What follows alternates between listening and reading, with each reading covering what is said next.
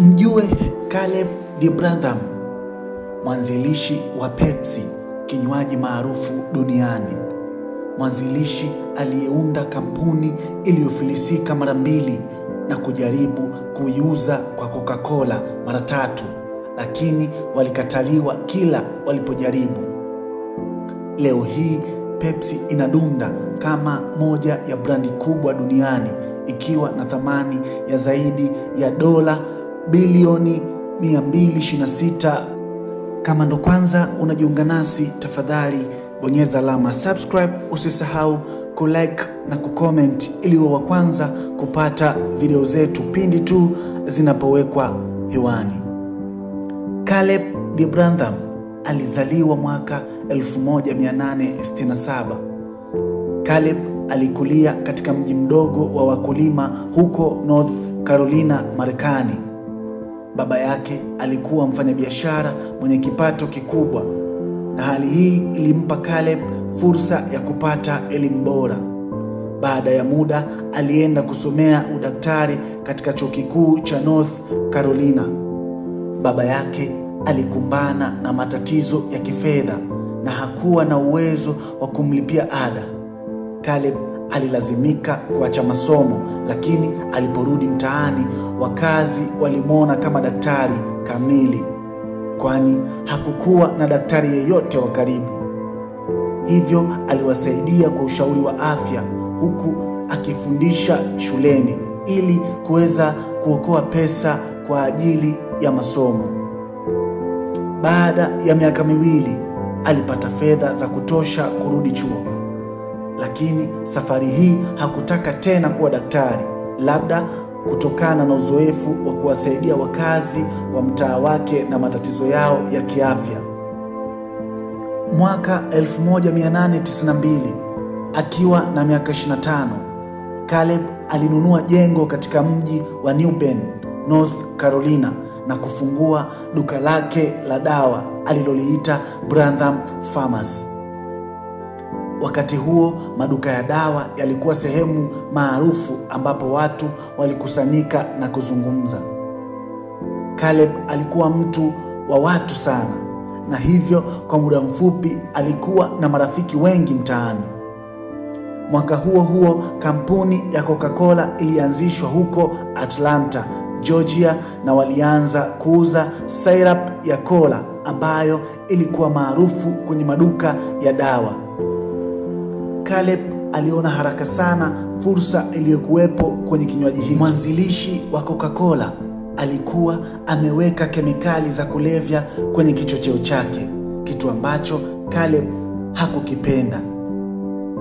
Aliamua kuunda syrup yake mwenyewe ya cola bila kutumia kemikali hizo, akiamini kuwa angeweza kuunda kinywaji chenye afya zaidi ambacho kingeweza kusaidia mmeng'enyo wa chakula. Syrup ni kimiminika cha utamu kinachotengenezwa kwa kuchanganya sukari na maji, na hutumika kuongeza ladha katika vinywaji au vyakula. Na cola ni aina ya kinywaji chenye ladha ya kipekee inayotokana na mimea ya cola, ambacho hutengenezwa kwa mchanganyiko wa syrup na viungo vingine kama vile kafeini na rangi za vinywaji. Caleb alitengeneza formula ya syrup yake kwa kuchanganya ladha za asili kama karameli, mafuta ya mimea adimu na matunda. Hivi karibuni alizindua kinywaji chake kwenye duka lake. Wakazi wa mtaa wake walikifurahia sana kinywaji kile na wakakipa jina la utani Brad's Drink. Baada ya miaka 5 ya kupendwa miongoni mwa wakazi wa mtaa wake, Caleb alikusanya ujasiri na kubadilisha jina la kinywaji kuwa Pepsi Cola mwaka 1898, jina lililotokana na neno la Kigiriki Pepsis, yaani pepsin enzyme. Wazee wa kusoma, najua mnanielewa, lenye maana ya mmeng'enyo. Pepsi Cola ikaanza kupata umaarufu kwa ladha yake nzuri, na Caleb alianza kuuza mapipa ya syrup ya Pepsi kwa maduka mengine. Caleb alilifunga duka lake la dawa ili aelekeze nguvu zake zote kwenye Pepsi. Mwaka huo huo walifanikiwa kuuza galoni 8,000 za syrup na Caleb akawekeza kwenye matangazo ya magazeti. Mauzo yakazidi kuongezeka hadi galoni 20,000 mwaka 1904 na Pepsi ikawa biashara kubwa kuliko uwezo wa duka lake. Alifungua kiwanda kikubwa na kuingia ushirikiano na kampuni za kuwekea vinywaji kwenye chupa, jambo lililosaidia Pepsi kuwa bidhaa inayopatikana kwenye chupa. Lakini mwaka 1914 vita kuu ya kwanza ya dunia ilianza na bei ya sukari ikapaa kwa sababu ya uhaba wa bidhaa hiyo. Caleb aliamini kuwa bei ingeendelea kupanda, hivyo akawekeza fedha nyingi kwenye kununua sukari kwa wingi. Bahati mbaya, bei ya sukari ilishuka ghafla na kumfanya akose faida. Pepsi haikuweza kufidia hasara hiyo na Caleb alilazimika kutangaza kufilisika mwaka 1920 akiwa na miaka 53. Miaka kadhaa baada ya Caleb Branham kufilisika na kuacha kuuza Pepsi, mmiliki mpya wa Pepsi alijaribu kuifufua kampuni hiyo. Lakini mnamo mwaka 1929 mgogoro wa kiuchumi maarufu kama The Great Economic Depression uligonga uchumi wa Marekani na Pepsi ilijikuta tena ikikabiliwa na changamoto kubwa za kifedha. Pepsi ilifilisika kwa mara ya pili na ikawa vigumu sana kuendesha kampuni hiyo kwa faida. Mwaka 1931 wamiliki wa wakati huo, kampuni ya The Lofty Candy, walinunua Pepsi wakijaribu kuitengeneza upya. Lofty Candy ilikuwa na matumaini kuwa Pepsi ingepata uhai mpya. Hazikuleta mafanikio waliyotarajia. Hivyo Lofty Candy walijaribu kuuza Pepsi kwa Coca-Cola mara 3 tofauti kwa kipindi hicho, wakitumaini kwamba Coca-Cola ingekuwa tayari kuinunua na kuepuka ushindani wa baadaye. Hata hivyo, Coca-Cola waliikataa ofa hizo zote 3, wakiiona Pepsi kama kampuni isiyoweza kushindana nao. Baada ya Coca-Cola kukataa kuinunua Pepsi, Lofty Candy waliamua kutafuta njia mpya ya kuokoa biashara yao. Hawakuweza kuacha kampuni ipotee hivi hivi. Mojawapo ya maamuzi muhimu walioyachukua ilikuwa kutumia chupa za bia zilizotumika kwa ajili ya kuokoa gharama za uzalishaji. Hatua hii iliwasaidia kuuza chupa ya Pepsi yenye mililita 355, takribani gramu 355 kwa senti 5 tu.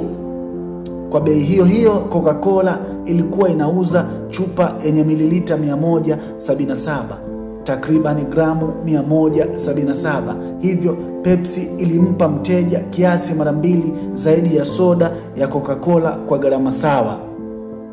Kwa kuwa mgogoro wa kiuchumi ulikuwa bado unaathiri watu wengi wakati huo, kununua Pepsi badala ya Coca-Cola kulionekana kama chaguo la wazi kwa wengi, kwa sababu walikuwa wanapata kiasi kikubwa zaidi cha soda kwa bei ile ile. Hili lilisaidia Pepsi kuanza kuvutia wateja na kuongeza mauzo. Wakaanza kupata confidence, wakaanza kuwekeza kwa kiasi kikubwa kwenye kampeni za matangazo, huku wakitumia njia mpya za kuvutia wateja kama vile matangazo makubwa barabarani, matangazo yaliyopitishwa na ndege angani, na hata katuni maalum ya Pepsi iliyochapishwa kwenye magazeti. Pia walitengeneza wimbo mfupi wa Pepsi uliochezwa redioni ambao uliwafikia watu wengi kwa gharama nafuu. Wimbo huo ulikuwa na urefu wa sekunde 15 tu, hivyo kufanya matangazo ya Pepsi kuwa rahisi zaidi ukilinganisha na matangazo ya kawaida ya sekunde 60. Hii iliwapa nafasi ya kurudia matangazo yao mara nyingi zaidi. Coca-Cola haikufurahia mafanikio haya ya ghafla ya Pepsi. Mnamo mwaka 1938, Coca-Cola ilishtaki Pepsi kwa madai ya kukiuka haki miliki kwa kutumia neno Coca-Cola ilikuwa imemtambua Pepsi kama tishio sokoni na walitaka kuzima ushindani mapema. Katika kesi hiyo, Coca-Cola ilidai kuwa Pepsi ilikuwa inatumia jina lao ili kuvutia wateja. Hata hivyo, Pepsi ilijitetea kwa kusema kuwa Coca-Cola ilikuwa inajaribu kuunda ukiritimba, umimi, umonopoli. Mwisho wa kesi hiyo, Pepsi iliruhusiwa kuendelea kutumia jina Pepsi Cola, ingawa baadaye waliamua kulifupisha jina kuwa. Kesi hii ilimalizika huku Pepsi ikiendelea kushika nafasi yake kwenye soko na ushindani kati ya kampuni hizi mbili ulizidi kukua. Lakini Pepsi hakuishia hapo tu. Mnamo mwaka 1965, kampuni ya Pepsi Cola ilifanya muungano mkubwa na kampuni ya vitafunio ya Frito-Lay na hivyo kuanzisha kampuni mpya iliyoitwa PepsiCo. Muungano huu ulikuwa na lengo la kupanua aina za bidhaa zinazotolewa. Kuanzia wakati huo, PepsiCo haikuwakilisha tu vinywaji, bali pia bidhaa maarufu za vitafunio kama Lay's, Doritos na Cheetos. Muungano huu ulileta nguvu mpya kwa PepsiCo na kuipa uwezo wa kushindana kwa nguvu zaidi kwenye sekta ya vyakula na vinywaji. Mnamo mwaka 1939, vita vya pili vya dunia vilianza. Wakati wa vita vya kwanza vya dunia, uhaba wa sukari ulikuwa na madhara makubwa kwa Pepsi. Lakini safari hii walikuwa na mpango wa kujinusuru. PepsiCo walibadilisha rangi ya chapa yao kuwa nyekundu, nyeupe na bluu kuonesha uzalendo wao. Hatua iliyowaunganisha na wateja wao kwa njia yenye hisia kali za kitaifa. Hivyo walizindua kampeni iliyojulikana kama Your Man in Service, ambapo walifunga vibanda maalum vya kurekodi ujumbe kote Marekani ili wanajeshi waweze kurekodi salamu kwa familia zao bila gharama yoyote. Hatua hii iliwapa PepsiCo umaarufu mkubwa kwa uzalendo na kuungwa mkono na wananchi. Lakini pia miaka 1940, PepsiCo ilifanya uamuzi wa kimkakati wa kujitangaza kwa jamii ya Wamarekani wenye asili ya Kiafrika, wakiajiri timu ya mauzo na masoko yenye watu wenye asili ya Kiafrika.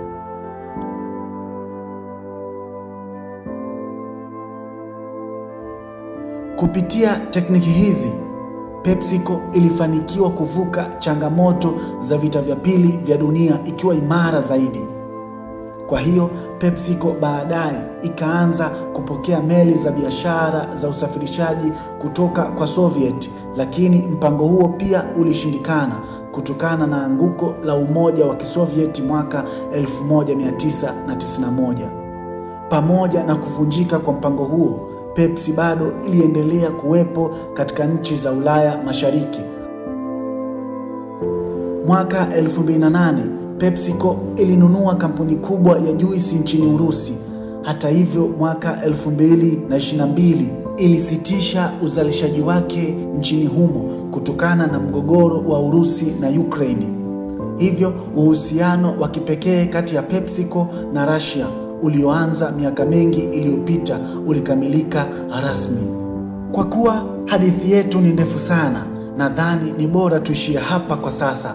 Katika sehemu ya pili tutamalizia safari ya PepsiCo na kugusia kwa undani ushindani mkali baina ya PepsiCo na Coca-Cola.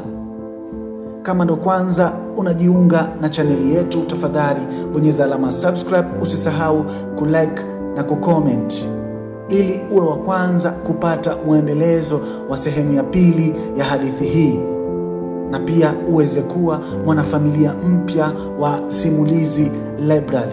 Asante sana kwa kutusikiliza kuanzia mwanzo mpaka mwisho wa simulizi hii. Asante mpaka wakati mwingine.